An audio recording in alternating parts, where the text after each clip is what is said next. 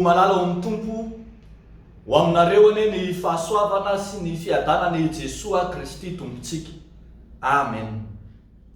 Manana ny fifalian'i Jesosy. Manana ny fifalian'i Jesosy. Mofinainantsika anio atao amin'ny filazantsara araka ny Jaona 5:12, ny 7 hatramin'ny 9:40. Manana ny fifalian'i Jesosy.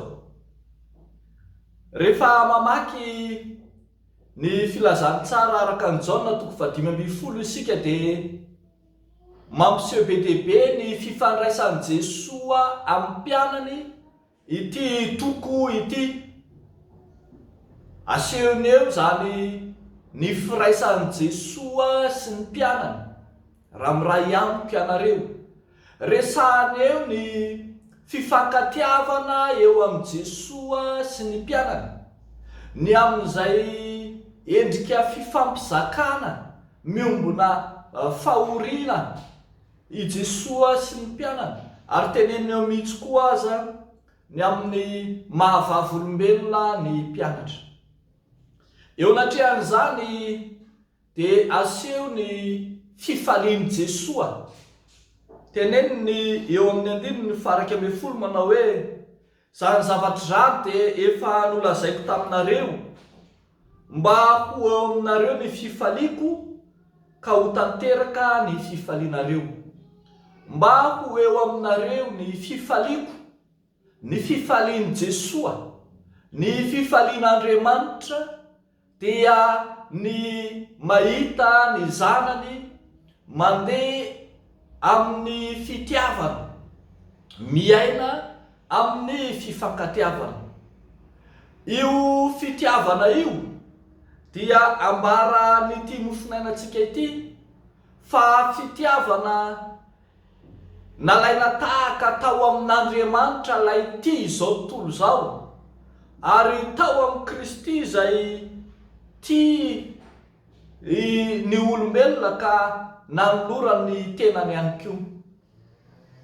Io fifankatiavana io dia mitondra ny mino anana sata vaovao, miala amin'ny sata mahampanompo azy, idirany amin'ny satany mahasakaiza azy, miala amin'izigany fanompoana ka miditra any amin'ny fiainana vaovao mahasakaiza n'Andriamanitra azy.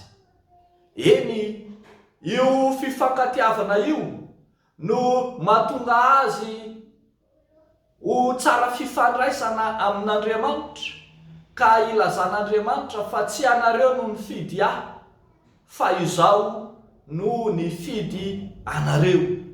Ny vokatra rehetra izay takiana sy ilaina amin'ny mpanompon'Andriamanitra arak'izany dia miankina avokoa amin'io fifankatiavana io. Feno zany dia izao, ny fifalian'Andriamanitra dia ny andehanan'ny olona, ny andehanan'ny mpino amin'io fifankatiavana io. Ary izany fifalian'i Kristy izany dia miteraka fifaliana, tonga zary lasa loharan'ny fifaliana ho eo amin'ny mpino ihany koa, araka ny teny hoe mba ho eo aminareo ny fifaliako ka ho tanteraka ny fifalianareo. Mitondra fifaliana eo amin'ny mpino ny fahatanterahany fifalian'Andriamanitra dia ny andehanan'ny mpino amin'ny fitiavana. Riavako malala, izay mifankatia no mahay mifaly, izay mahay mandeha amin'ny fifankatiavana no miaina ny fifaliana. Arak'izany, raha manatanteraka fanompona ianao, ataovy amin'ny fitiavana zany. Raha eo anivon'ny fiangonana ianao, miaina ny fitiavana vaovao, didy vaovao izay omen'Andriamanitra mba hifankatiavanareo ho izy. Io no faratapon'ny fifalian'Andriamanitra dia zany mandeha amin'ny fitiavana izany, fitiavana izay fitiavana tanteraka ao amin'Andriamanitra, fitiavana manahaka ny fitiavan'Andriamanitra, fitiavana manome ho an'ny hafa, fitiavana mizara, fitiavana tsy misy takalony, fitiavana tsy misy tambiny. Zany no endriky ny fifalian'Andriamanitra izay tiany hiainantsika koa, ka hananantsika zany fiainam-pifaliana izany satria miaina amin'ny fiainam-pitiavana isika. Ndao ary avako malala aoreny eo amin'ny fiarahamonina misy antsika indray ny fitiavan'Andriamanitra, ny fifankatiavana eo amin'ny fiarahamonina, ao an-tokantrano, ao amin'ny fikambanana, ao amin'ny fiangonana, eny eo anivon'izao tontolo izao koa azy.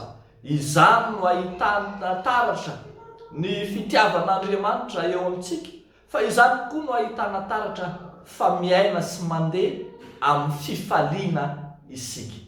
Aokary hanapaka ao am-ponareo ny fifalian'i Kristy dia ny ahazontsika miaina amin'ny fitiavana. Dia ho an'Andriamanitra irery ihany ny voninahitra. Amen. Ivavaka isika ry avaka.